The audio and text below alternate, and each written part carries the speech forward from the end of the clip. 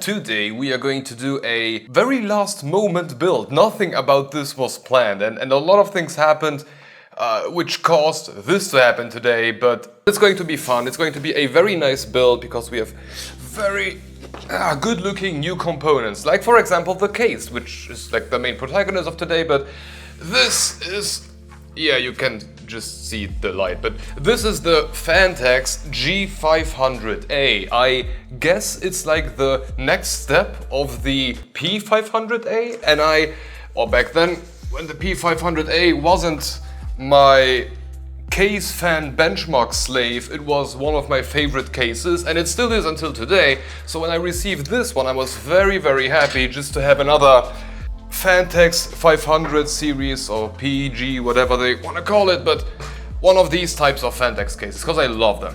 But we have a bunch more stuff for today, like for example the mandatory RTX 4090, because why the hell not, and the case is big enough to fit it, so this is exactly what we are going to do. Then we have a few more things, like for example the new phanteks M2025 140 fans that they've sent over. We have already done the review. The review for the case already finished, and I just need a bunch of new B-rolls for both. So this just makes a lot of sense. Plus, if you look in here, those are the exact same fans. Those are M25s, those are M25s. These here are just throttled down to, I believe, 1400 it was. And those are not. Those are like 19-ish hundred?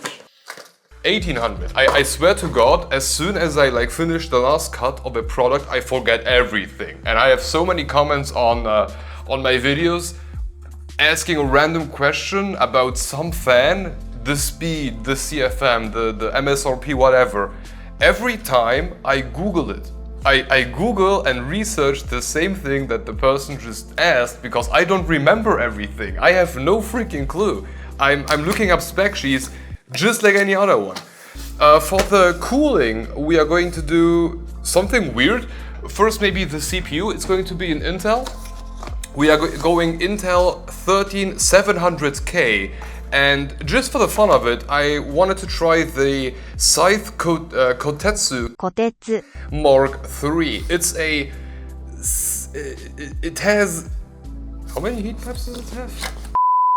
It's a 4 heat pipe cooler, and I'm not so sure if this will handle the 13700K as well as I would do it for myself, but that's going to be interesting.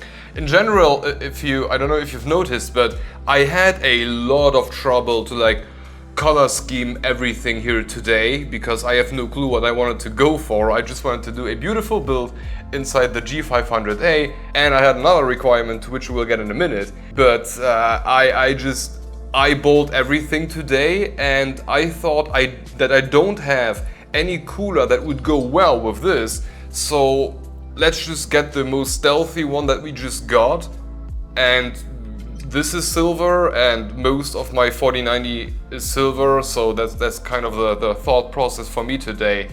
But there is another story for this whole build. So, first off, Trident Z5 Neo and the random SSD that we always use. But the main protagonist of today is going to be the ASRock Z790 Taichi. Man, this is one hell of a beautiful board. Damn, this is a freaking beauty. Now, one thing I'm very glad is that ASRock ditched the usage of an M.2, or maybe I will refill. I'm very glad that ASRock ditched the usage of that M.2 fan that they've used on the X670E Mini ITX whatever board. It was loud as hell, and on here no freaking fans. That's exactly what I wanted to see. It's a beautiful board, and there is a whole backstory, but I will tell you while we are installing components in here.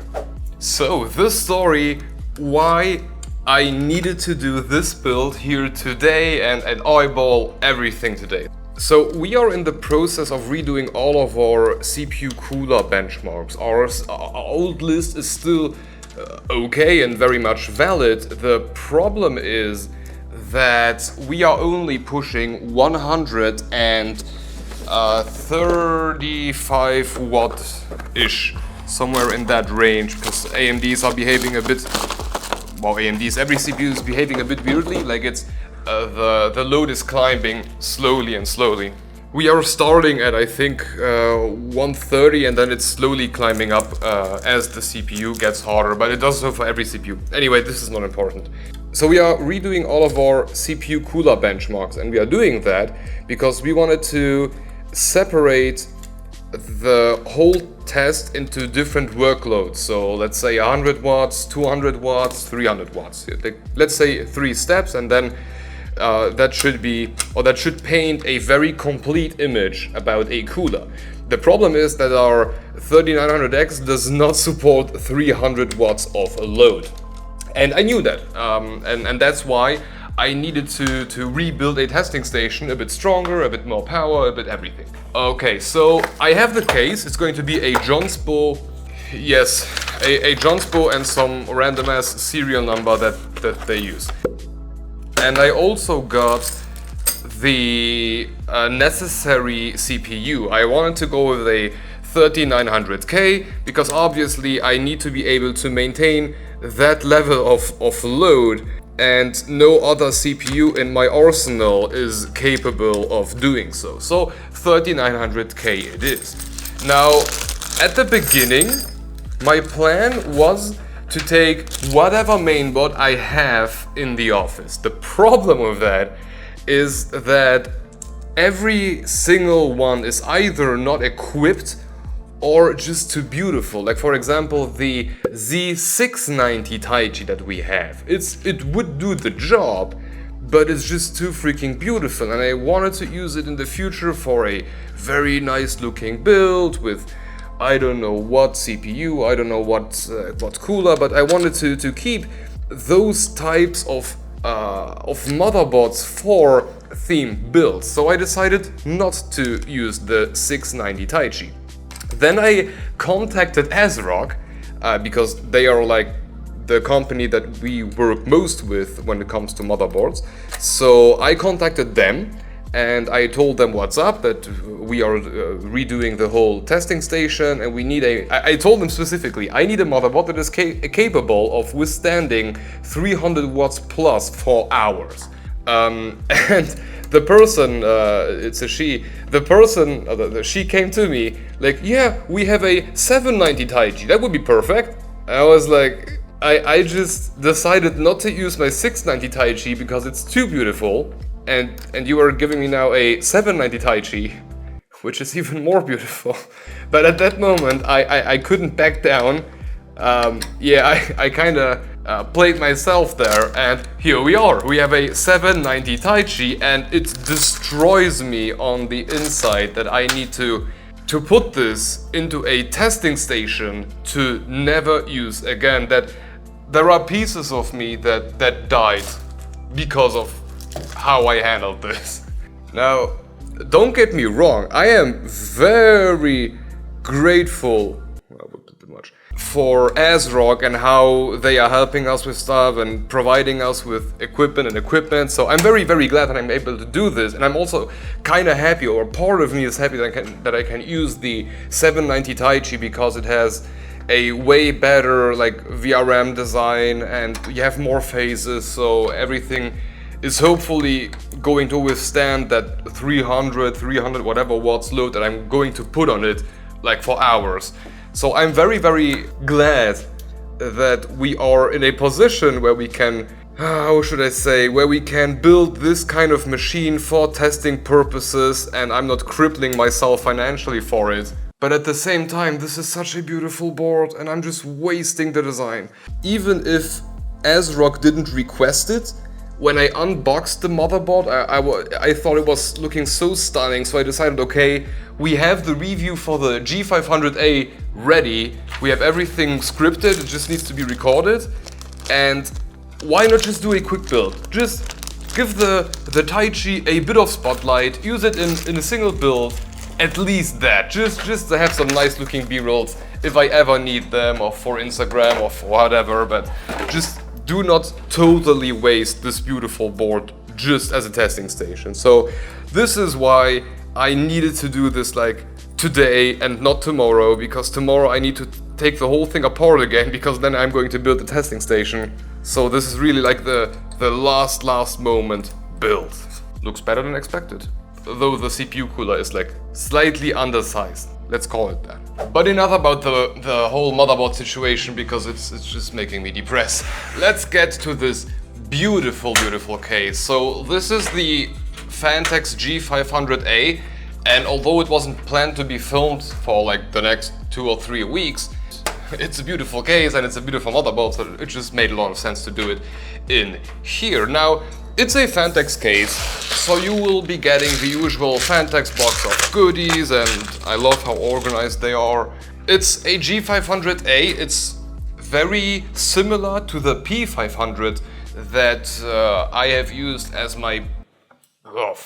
this is one heavy boy. It's very similar to the P500A that I have used for years as my fan benchmark station, which is also going to be replaced in a couple of weeks, but is still in use right now.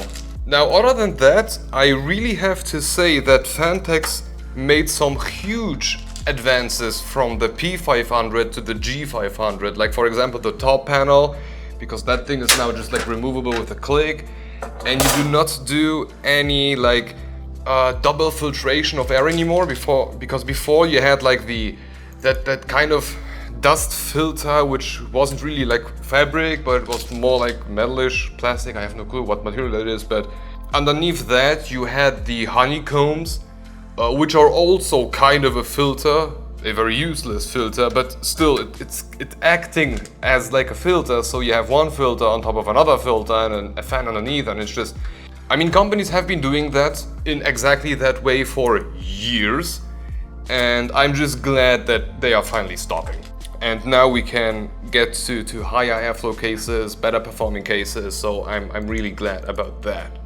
Other than that, I have already spent quite a lot of time with the case, because the review has been done for like the better part of a month, and we are just overworked slightly, so I never had the opportunity to film the review. And there are things that I do like and things that I do not like. Things that I do not like, for example, this bracket. I'm still not getting why they are doing this. I think this is stupid as hell, but everybody does it, so who am I to judge? One thing that I still do not particularly enjoy about phanteks cases, but also a lot of other manufacturers, is like that how you need to install the PSU. Like, I think this is stupid, that I need to push all of this through, so then I just don't like how way too many manufacturers are implementing the PSU installation nowadays. Just get rid of the bracket. Either no bracket at all, or let me install the PSU from the back, from the inside, and then push it out and then screw it down. This approach just annoys me.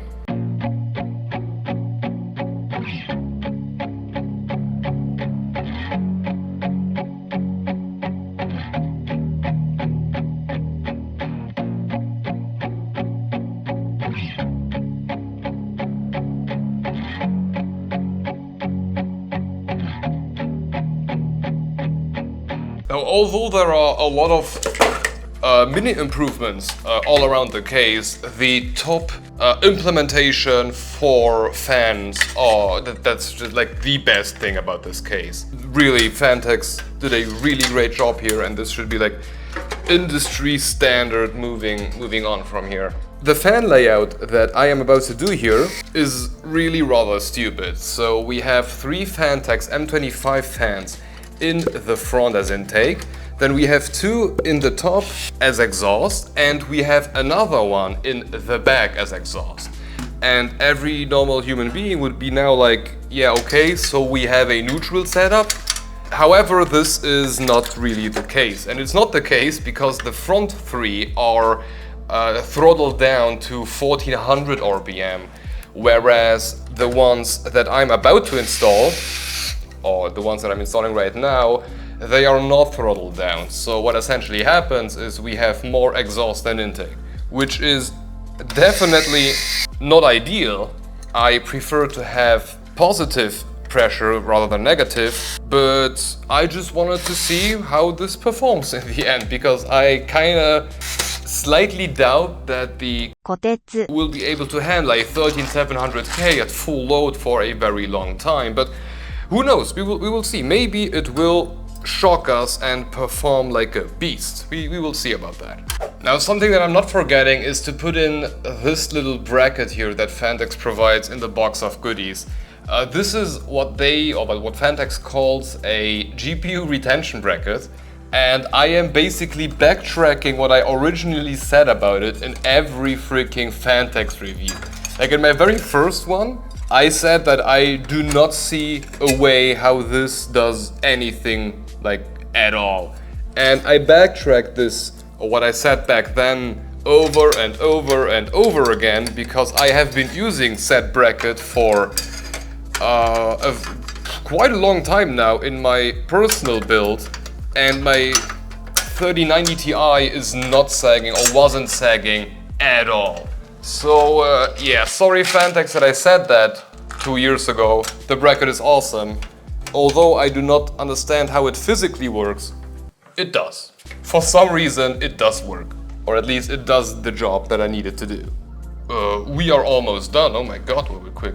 GPU and Octopus.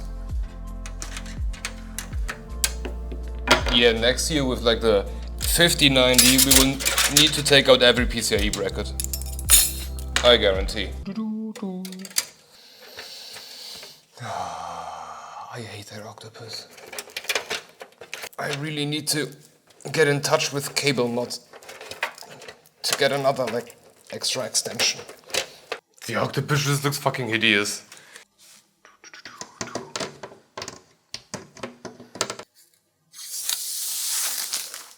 Yeah.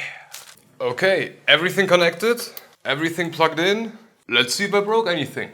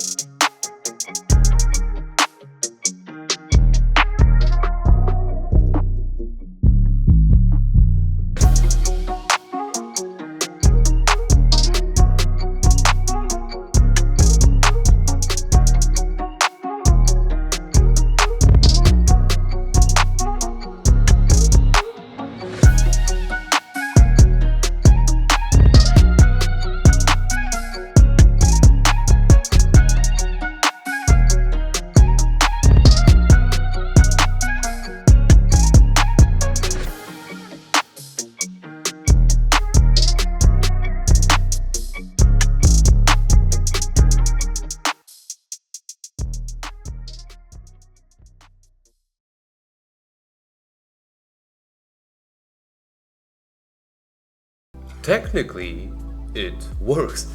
I reinstalled Windows because the one on the SSD wasn't working anymore. They tend to break down if you swap motherboards over and over again. So I reinstalled Windows, all the drivers. I defaulted the mainboard, enabled Expo because apparently that works nowadays. I suspect just translates to XMP and then it works too. The RAM are running at 6000, so that's fine. And then I ran Furmark, the CPU burner test, and I set all the fans to 100%. Technically, it worked. To my very surprise, it seems like a Taichi motherboard will default the max CPU temperature to 115 degrees C, which is interesting, and I wouldn't do that necessarily in my personal builds, but therefore it never thermal throttled. It hit 260 watts load all the way through. It was running at 111 degrees C, which is a very interesting temperature, and I wouldn't suggest anybody do that. So no, the is not able to keep up with the max load of a 13700K. Now, of course, while gaming, it will be way less. There is nothing even remotely pushing that amount of heat while gaming. So a Kotetsu in a 13700K would work during gaming, but if you wanna be sure that you can control everything that the CPU can push out, then no, a Kotetsu will not do it, even with M25 fans in the back. Now on the M25, it's also quite interesting, they are overpowered as hell for a case fan. I said in the dedicated review about them that they are amazing radiator fans, and since the review we've added more and more fans to our graph, which were not released yet because there was no 140mm review.